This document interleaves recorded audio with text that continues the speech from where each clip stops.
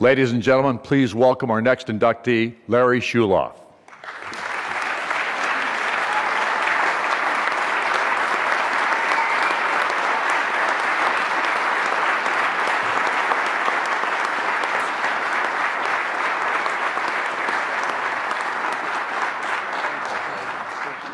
Congratulations. This is really a thrill, and I thank you all for being here.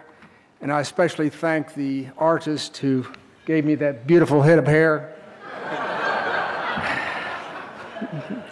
What's that song, Memories? But I can't thank you enough, because I've been a huge IU fan all my life. And that isn't easy when you live in Tar Heel country for 37 years. But to be included with names like Chet Jastrzemski and Alan Summers, and Hobie Billingsley, it's really something special. My thanks go to the Varsity Club, the Hall of Fame Committee, and I also want to thank my extended family for being here to share this with me tonight. I have a few other thank yous as well. Life has been quite a journey for me, and I've been incredibly blessed. I had two wonderful, caring parents. My father was a tremendous example of dedication and perseverance. Dad, whose father died when he was 10, grew up in poverty, and he's worked his way through school and eventually became a surgeon. When I was young, he used to take me around the hospital on rounds, take me to house calls. Yes, they did house calls in those days. And he even took me into surgery, I think starting when I was about 12 years old. You could do that then, you can't do that now. But I saw that hard work and perseverance and dedication can make you successful. I learned a real good lesson. And after that, I never wanted to do anything else but be a surgeon like my dad. My mom gave me and my siblings unconditional love, and she encouraged us in everything good that we would do. And that's why my brother and sister and I always wanted to make her proud. My older brother, Tuck, who's here tonight, taught and encouraged me to play sports. He even taught me how to swim.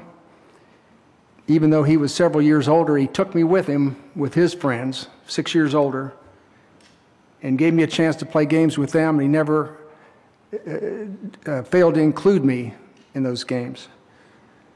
As we grew older, he became a great friend and a wonderful big brother. And I want to thank you, Tuck, for all you've done for me over the last 70 years. My sister, Carol, is here also tonight. She and I started swimming together. We were about 8 and 9 years old. She's not even a year older than I am, and we're actually the same age for about 6 weeks every year. In our first swim meet, I was 8, she was 9. She won, and I got second. I didn't like that second place very much. But I think she was always better than me at swimming, and I think if it hadn't been for the fact that our high school and Indiana University didn't have a women's team in those days, she would probably be standing up here tonight.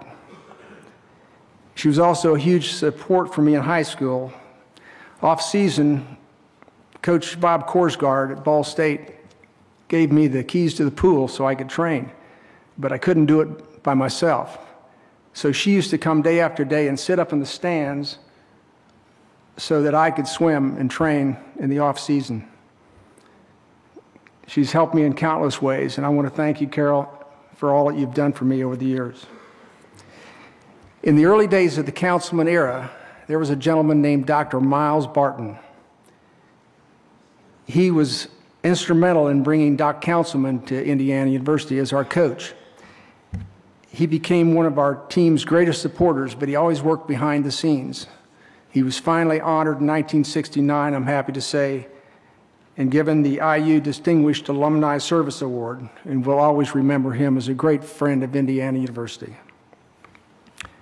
Now I want to talk a little bit about Doc. Everybody knows what a great coach he was, but I don't know if you know why. Well, there are a lot of reasons. Doc had it all. He was a great technician, and it wasn't by accident that his book was called The Science of Swimming. He understood stroke mechanics, and he knew how to communicate that to his swimmers. He was extremely innovative. He used underwater filming, and it analyzed the swimmer's strokes, and he could improve the strokes in that way. He also used poolside pace clocks. Nobody much did that in those days. And we actually built those clocks down in his basement. And I can remember building those clocks and wondering, what are we going to do with these? But we used them to elevate interval training to a new level. And each of us kept a logbook of every time and every practice so that we can compare week to week and even year to year. And we also couldn't cheat because we knew ourselves what we were doing in practice, and he knew exactly what our times were. So there was no way to hide our efforts.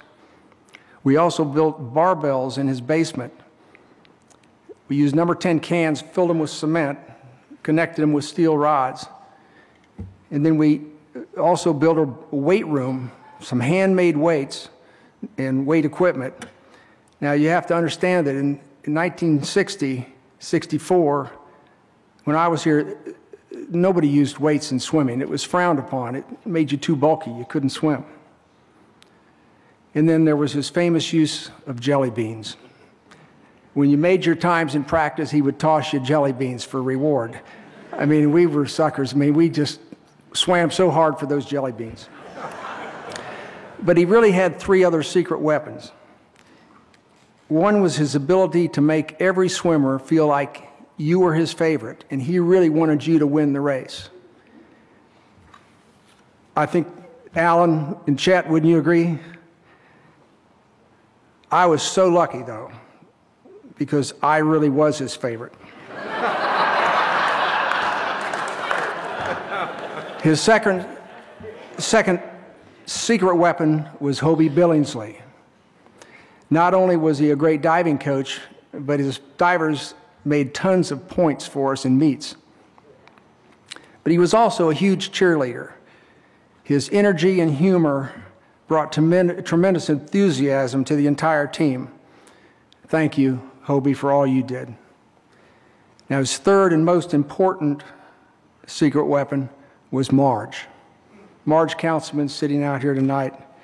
She was Doc's partner, without whom he would never have achieved the excellence he did. She opened her home, her family, and thank you, Kathy. Her daughter is here tonight, too. And she opened her heart to every single swimmer. She also made the best lasagna in town.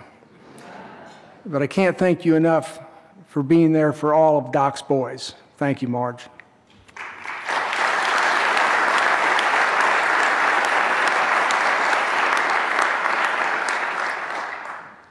As I said at the beginning, I've been incredibly blessed, and that includes my wife, Jan, who's here tonight, also an IU graduate. She has, for 45 years, been my partner, my compass, my best friend, the mother of my two wonderful children, Scott and Jenny, who are in the audience, and she continues to be the love of my life.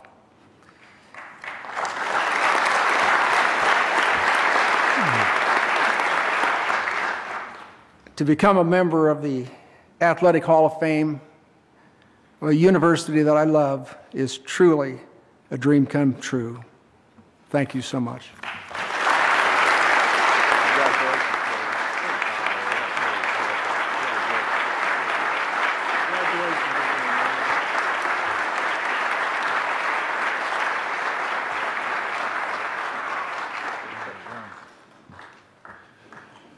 There's our boy right there. Congratulations. Well done.